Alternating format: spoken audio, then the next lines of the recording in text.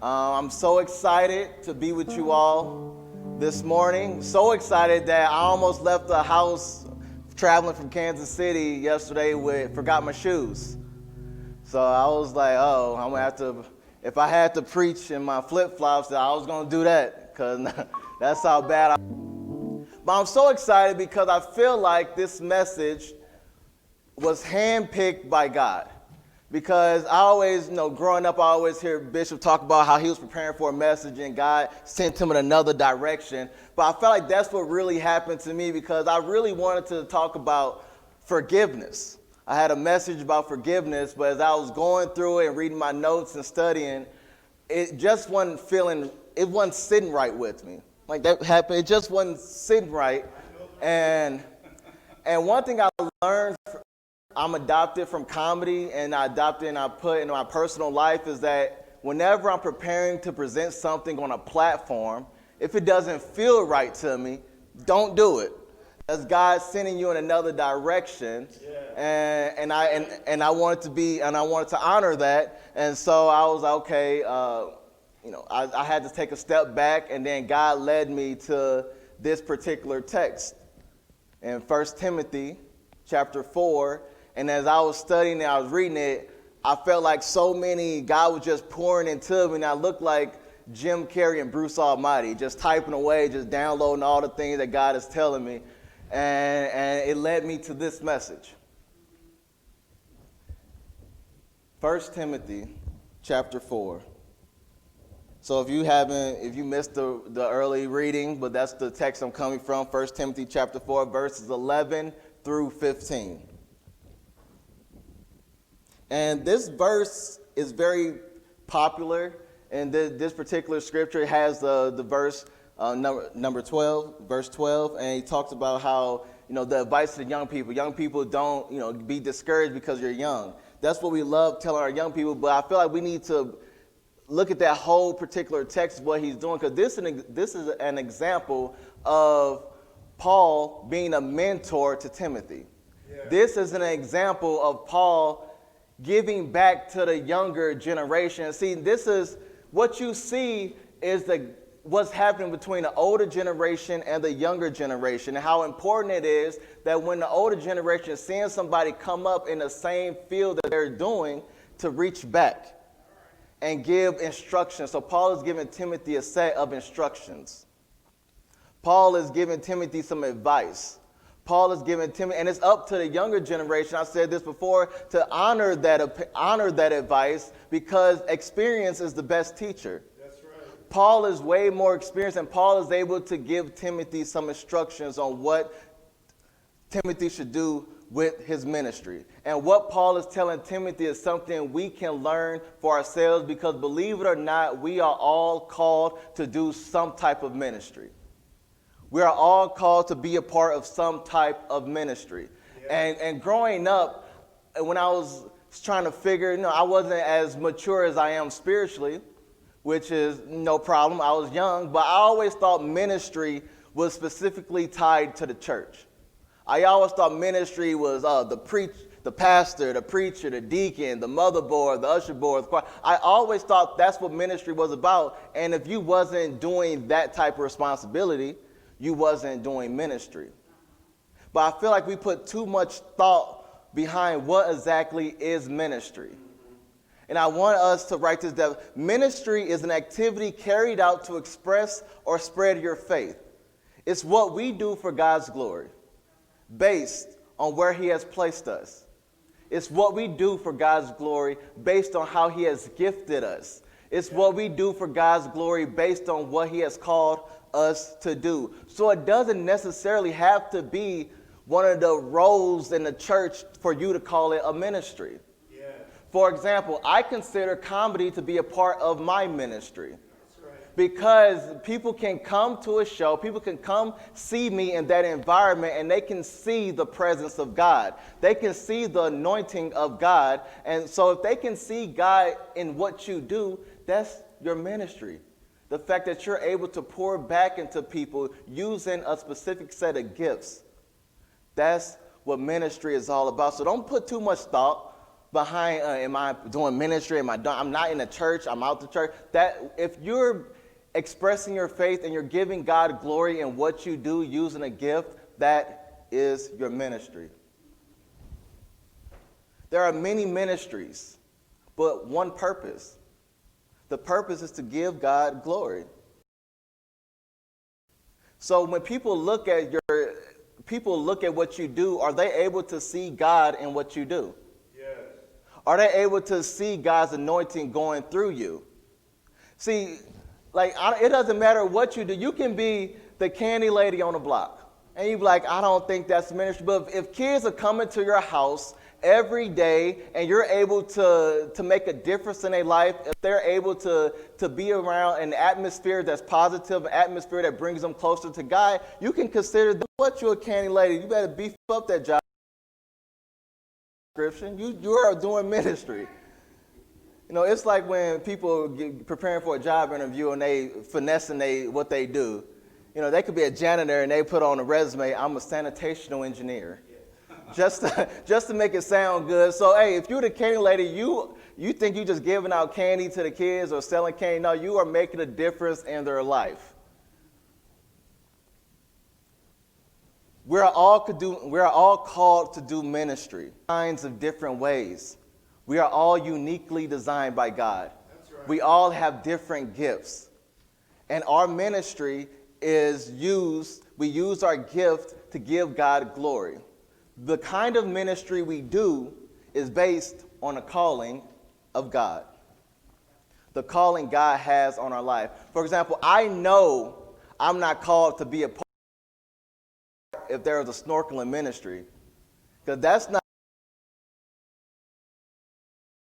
you know, they like, come on, Nick, come join the ministry. We're going to go into the deep blue and see God's creation of sea life. Like, no, I am good. That's not what I'm called to do. I'll watch it on National Geographic or something, Animal Planet. I'm not about to, I watch too much Shark Week to join that type of ministry.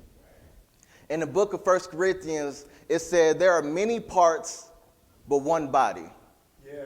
There are many ministries, but it's the same team. We're all still glorifying different ministries, different gifts, but we're still honoring God with the gifts that he blessed us with. Yeah. It's different roles, but it's the same team.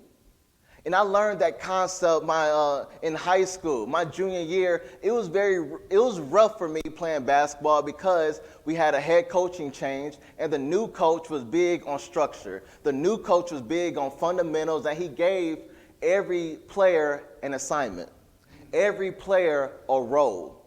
See, before that, we were just out there playing, and that's what I was used to. I was just used to going out there playing, but junior year, he said, I'm going to give all of us roles based on how you're gifted. And so, for example, I was a gifted shooter. That's why I can shoot the ball. I was a three-point shooter. I was like a Klay Thompson before it was a Klay Thompson. That's how I rolled. And so if he put me in a game and I was doing something that I was not assigned to do, he would take me out. Because he was like, I put you in because of how you're gifted. You need to use your gift to benefit the team. I already have somebody doing what you're trying to do, but that's not your gift. Because your gift is what God has, your gift will be used to be assigned by God and how he will bring glory into his earthly kingdom. That's what it's all about, how you are gifted. The role you play on God's team is based on a gift that he has placed on the inside of you. Yeah. The role you play on God's team that he placed inside of you, because we are all gifted. And in this particular text, Paul is telling Timothy to not neglect the gift that is inside of him. That's right. And I want to stamp a title to this message. I want to call it Gift Neglect. Gift Neglect. Neglecting the gift that God has put on the inside of you. Not properly stewarding over the gift that God has put inside of you. I remember, because neglect means to fail to care for properly. It implies giving insufficient attention to something under our care that requires complete attention. So God has blessed you with a gift, and it's under our care. So when you're not giving your gift the sufficient attention it needs, you're neglecting it. I remember earlier this year, right when the pandemic happened, me and my wife, we adopted a dog. The dog was outside her job. It was a sad story. It was in the rain. And I'm not a dog person. I didn't grow up with a dog, but it just touched my heart. I'm like, I gotta take the dog in. The dog is named Yoshi. First of all, it's funny seeing kids try to remember where Yoshi came from, that name. I'm like, I'm old. They didn't know, y'all don't know Mario? Like, it's Yoshi. But the dog was taken to the vet, and the vet was just telling us how common it is, especially during pandemics, for people to neglect their animals. They can't properly care for them. So sometimes they will just neglect them and let them go, and it's a very sad story. And another unfortunate common form of neglect is child neglect. How some parents can't simply give their kids the basic needs they need to develop. And that's a serious thing. Child neglect can be charged as a felony in some cases. That's how serious the consequences are, because it's a form of child abuse. Animal neglect and child neglect are types of neglect people take very seriously. Yeah. But how come we don't take as serious us neglecting the gifts that God has placed on the inside of us? Child neglect and animal neglect are taken very seriously, but let's keep that same energy when it comes to our gifts. Let's keep that same energy when it comes to the gifts that God has placed on the inside of us. Because neglect is a form of abuse. So when you're neglecting the gift that's on the inside of you, you are abusing it. Neglect is a form, you are abusing your gift when you neglect it. So if gift neglect was a crime, if gift neglect if you was being charged for it, are you guilty of it? Are you guilty of neglecting the gift that God has placed on the inside of you? Are you guilty? How much time would you do if gift neglect was a crime? Yeah. I know I'll be locked up. I know I'll be in Rikers Island. That's where I would be. But let me tell you something. If I was locked up, I would have the best looking mugshot you ever seen with this smile. This smile, y'all would think, y'all would be like, how did he get a backdrop on his mugshot? It would look like a school portrait. My mugshot would look like it was made by Life Touch. That's exactly, because I know I'll be locked up because I'm guilty of neglecting the gift that God has placed on the inside of me. Yes. And the truth is, and it's going to be harsh, but it's true in my opinion, the truth is people will provide more care or better care for a turtle than they do the gift that God has placed on the inside of them.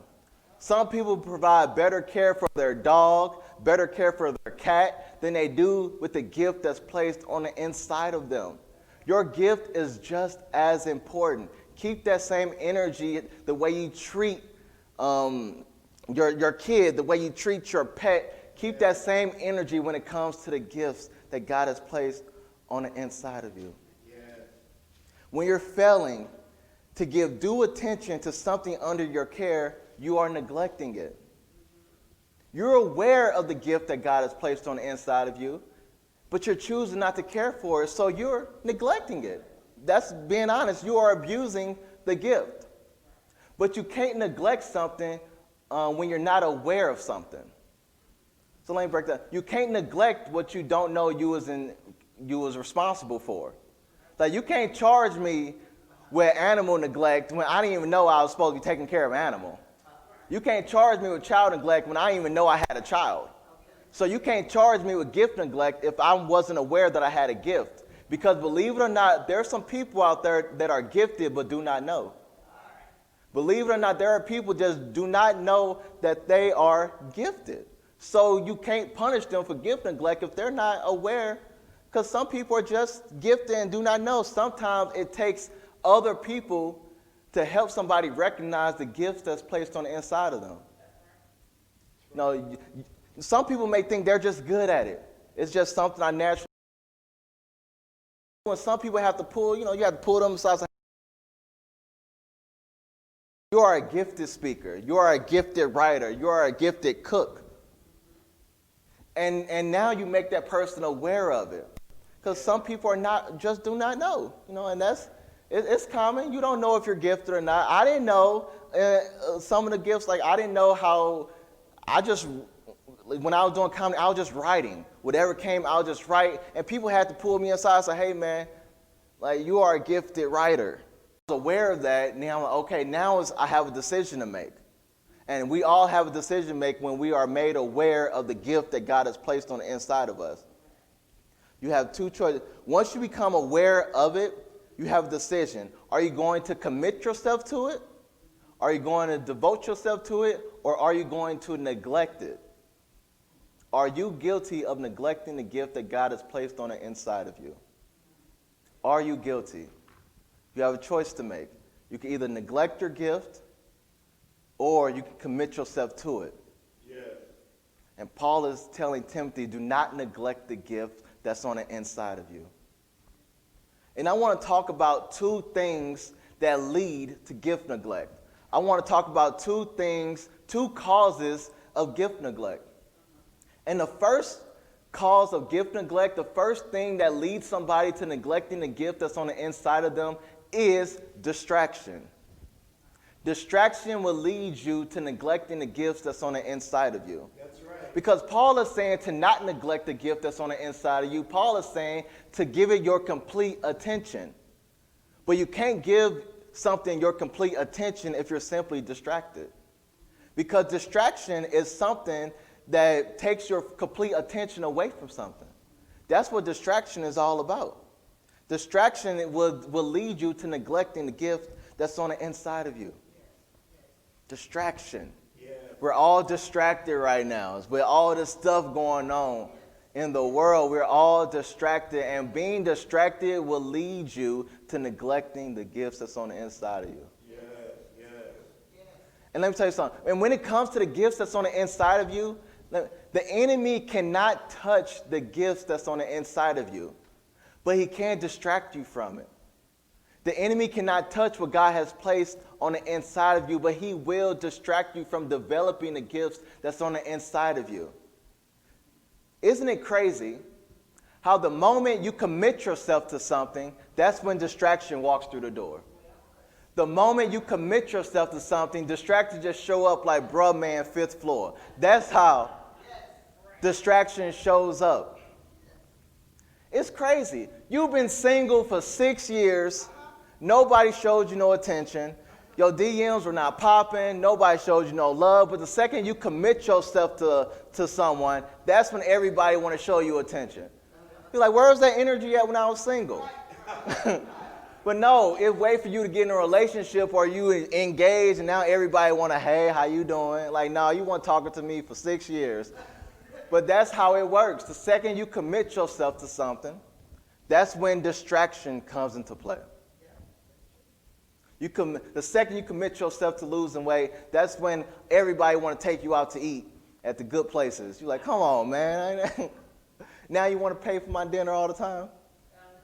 I remember when I was, like, last year, I was, personally, I felt like I was out of shape, and I was like, I need to get back to it. So I'm going to commit myself to going back to the gym, playing basketball. But then I went to a wedding overseas, and it was all-inclusive. And I never did that before, and I saw that free food. I said, well, then, I'm just going to have to start after. Because I'm about to eat my money's worth. That's what I'm about to do, and I did. But I got distracted. I admit. I said, okay, well, I'll take this one, but I'm going to get back on track once we get back to the States. All right. But that's how it is. Distraction will lead you to neglecting the gift. And to be honest, it was very hard preparing for this message because I'm a basketball fanatic and the NBA finals are happening. Yeah. And I'm a sucker. Like, I'll watch the pregame, I'll watch the game, I'll watch post-game, I'll watch the highlights. Then the next day I'll watch all the interviews and the practice interviews. I get so sucked into the NBA finals, and I was like, it was hard. I said, okay, let me just get my mind right because I'm simply distracted right now. Because distraction comes with what you have an appetite for. You're not going to be distracted by something you don't really care for. That's right. But you're going to be distracted by something that you really like. Distraction will lead you to neglecting the gifts that's on the inside of you. Paul is saying, practice these things. Be committed to them so that your progress may be evident to all. Paul is saying, give your complete attention. Throw yourself into your task so everyone will see your progress. Your gift is too precious. Your gift is too important to allow distraction to ruin your development of your gift. Yes. How committed to your gift are you? How devoted to your gift are you? How dedicated are you? What's stopping you from throwing yourself into your gift? What's stopping you from throwing yourself into something you're passionate about, something that you're just naturally gifted, and it just makes you feel good? Like I said, we did the stay-at-home fundraiser, and you were supposed to use your gift to raise money. Like, did you feel good doing that? Because when you're using your gift, you're operating in your ministry. What's stopping you? When the last time you threw yourself into what you've been called to do? And let me tell you, and when God gives you your gift, when God gives us our gift, it does not come fully developed. Your gift is filmed. It's not digital. It takes time to develop.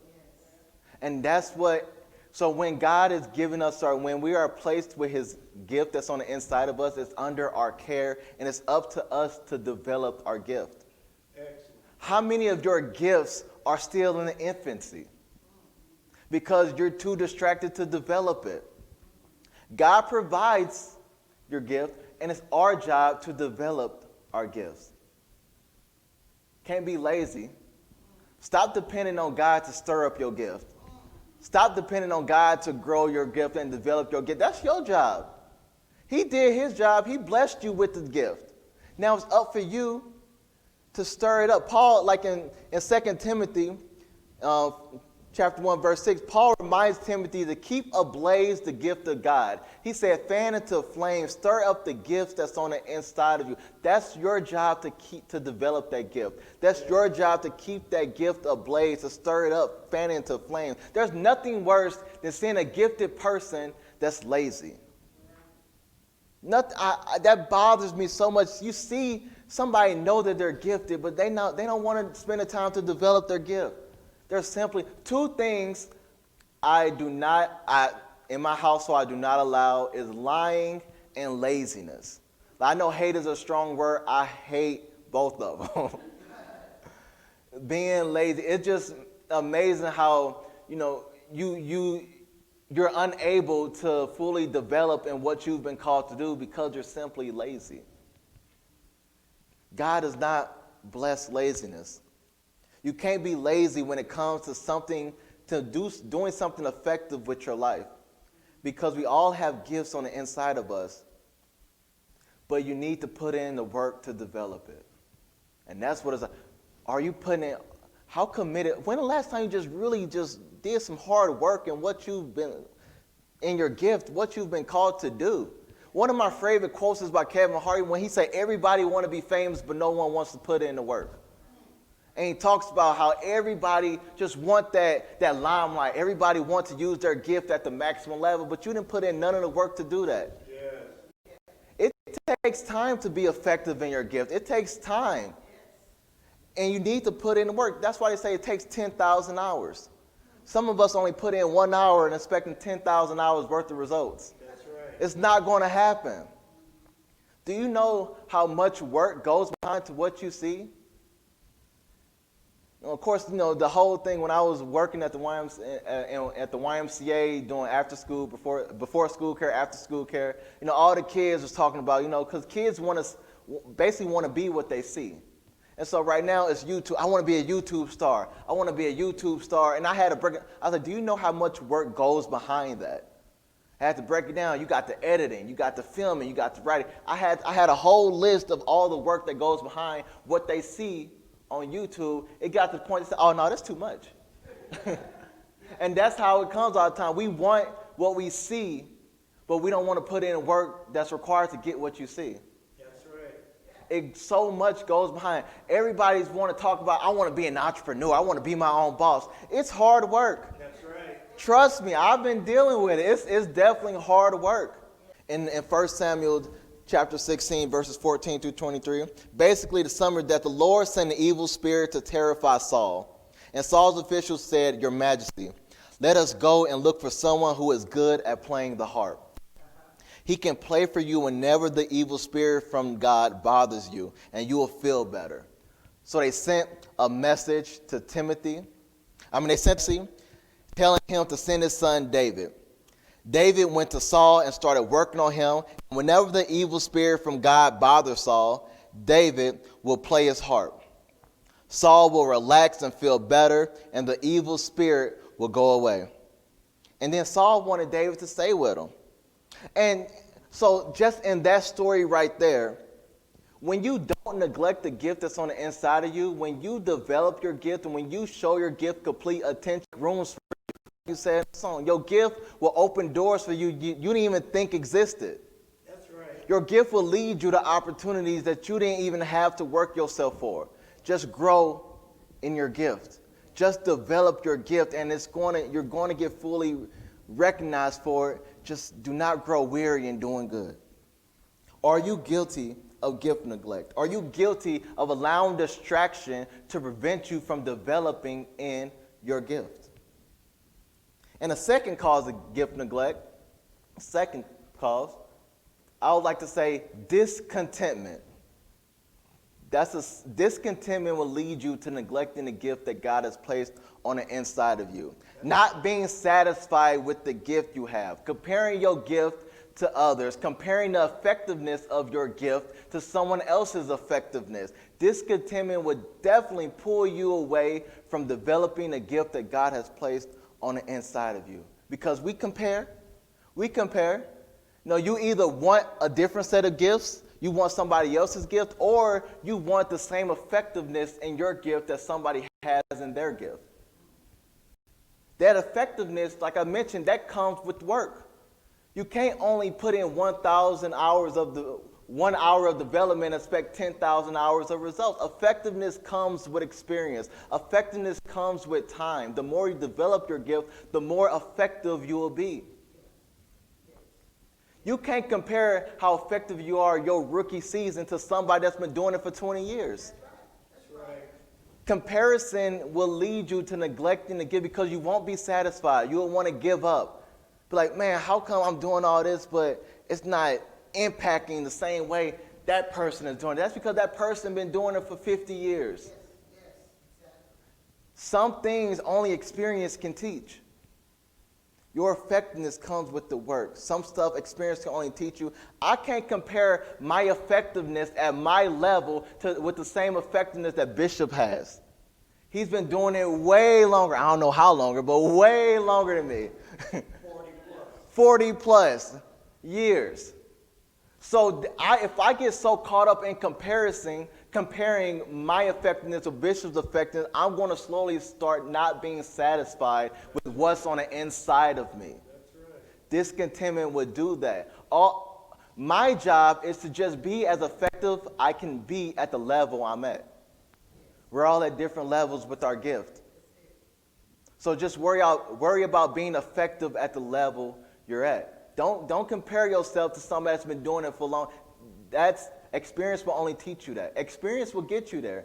Your 10,000 hours will get you there. You just have to keep putting in the work. Run your own race. And now we compare also, some people want a different set of gifts. Some people want, they don't like what God has blessed them with, and they feel like, hey, I want what they got. I can preach, but look, I wish I could play the drums. That's so I start not feeling good about what I can do because I want to play some drums when that's not my gift. I could probably learn on YouTube, but I'm not gifted in it, so God's anointing won't be in it. And so when you can't compare a different set of gifts, we are all uniquely designed by God. Yes. We all have different roles on God's team. We all have specific assignments in this world. We're all gifted in various ways. I remember in college, and I envied him a little bit, I'm going to be honest, because he was an inch shorter than me. but he had like a 40-inch vertical.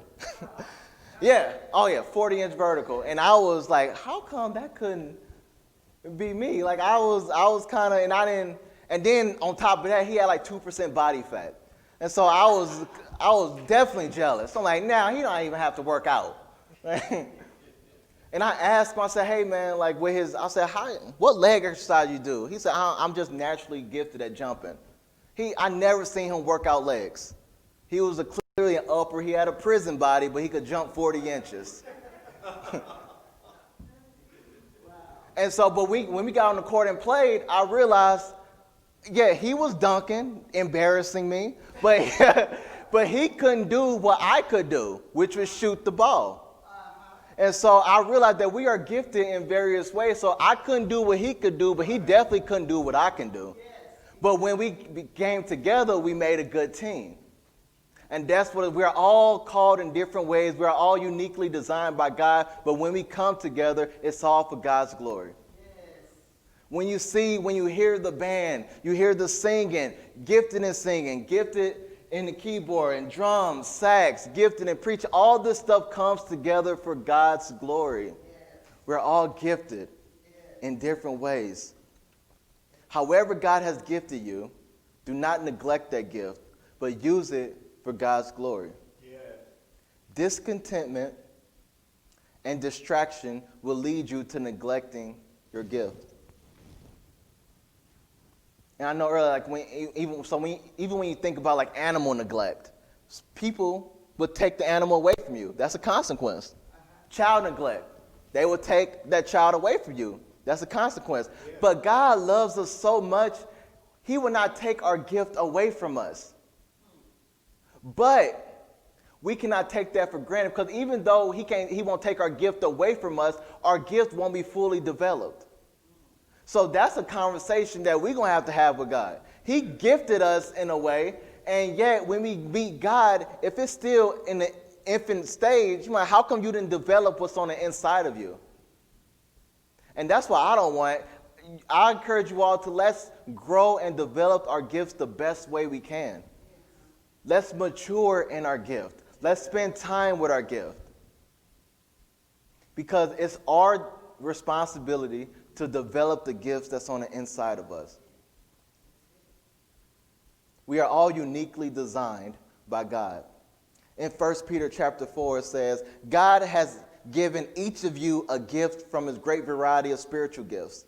Use them well to serve one another. Do you have the gift of speaking? Then speak as though God himself were speaking through you. Do you have the gift of helping others? Do it with all the strength and energy that God supplies. See, your gift will create opportunities for others. Yeah. That's why it's so important to not neglect the gifts on the inside of you, because it will be used to create opportunities from others. Some people's jobs will come from the gift that's on the inside of you. Some people's career, the way they provide for their family, will all come through the gift that God has placed on the inside of you. Opportunities are waiting. Like one of my favorite moments, I watched Tyler Perry's last play, The Medea Farewell. And I loved when it was all said and done and he came out to speak. The key takeaway that I got from his message, and he talked about how that one gift, that one character created opportunities for thousands of people. That one character created income for people. That one character created and gave and opened doors for people that Hollywood would never open doors to. That's right. Because Tyler Perry knew that this gift that's on the inside of him was going to be used to create and make a difference. Now he owned one of the biggest studios, right, providing black people all types of opportunities from his gift. Do not neglect the gift that's on the inside of you, because it's going to be used to create opportunities for people. It's going to be used to create and give God's glory. God has placed gifts on the inside of us. So do not neglect it. Develop in it. Grow in it. Yeah. Know that God wants, he provided this gift for you for a specific reason. That's right. So don't get caught up being distracted. I know it's a lot, especially with this debate. Like, I watched the debate. It was hilarious. But I was like, you know, if I get caught up watching every news outlet in regards to debate, I'm going to be distracted from the gift that God has placed on and distracted from developing his gift. So don't allow distraction to take place. If you have a setback, bounce right back and continue working on your gift. You're not perfect, but are you guilty of neglecting the gift? Are you guilty of being distracted from developing your gift? Are you guilty of not being satisfied with the gifts that's on inside of you? Thank you, Christ Temple Family Church. Thank you to all watching. I really appreciate y'all, and I pray that we all have a blessed week. Thank you.